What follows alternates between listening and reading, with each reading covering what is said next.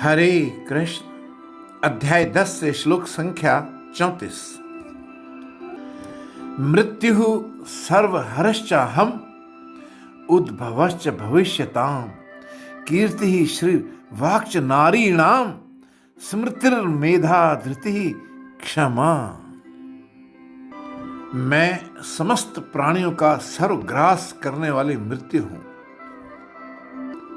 मैं भविष्य में होने वाली सृष्टि का उद्गम हूं, उद्भव हूं। स्त्रियों में मैं कीर्ति हूं, समृद्धि हूं, वाणी हूं, उनकी वाक शक्ति हूं। मैं स्मृति हूं, यादाश्त हूं, मैं बुद्धिमता हूं, मैं धैर्य हूं।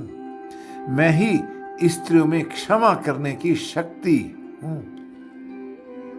श्री कृष्ण कहते हैं, जिसका जन्म है तो उसकी मृत्यु भी है। जिसका जन्म होता है तो श्री कृष्ण की कृपा से होती है, और जिसकी मृत्यु होती है तो वो भी श्री कृष्ण ही देते हैं। जीवन का अटल सत्य तो मृत्यु ही है।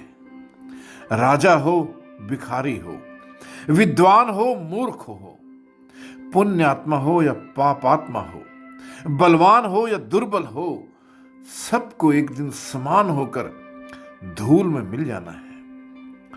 मृत्यु के रूप में आकर श्री कृष्ण सबका खात्मा भी करते हैं। वो सबको मृत्यु का ग्रास भी बना लेते हैं, क्योंकि उनके अनुसार किसी वस्तु के नष्ट होने से कुछ कम नहीं होता।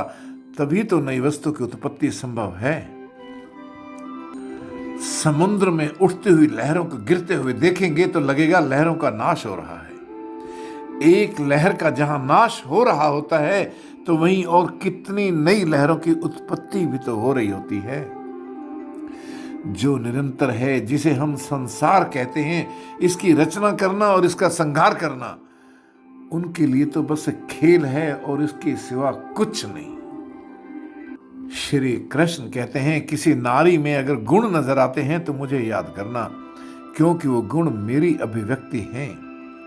उसके गुण जैसे कीर्ति, यश, ऐश्वर्य, सम्मान जो नारी में आभा लाते हैं, उसकी मधुर वाणी लोकप्रियता लेकर आती है, उसकी प्रतिष्ठा बढ़ाती है। उसकी अच्छी स्मृति उसको विद्या से संपन्न करती है। साहस और क्षमा जैसे गुण उसको महान बनाते हैं। ये सब गुण नारी में श्री कृष्ण से आते हैं। पिछले श्लोक में श्री कृष्ण ने बोला था कि वो पुरुषों में राजा हैं। यहां वो नारी के लिए कह रहे हैं, अर्थात श्री कृष्ण पुरुषों में भी हैं और स्त्रियों में भी हैं, वो दोनों में हैं। तो मित्रों, ये था अध्याय 10 से श्लोक संख्या 34। हरे कृष्ण।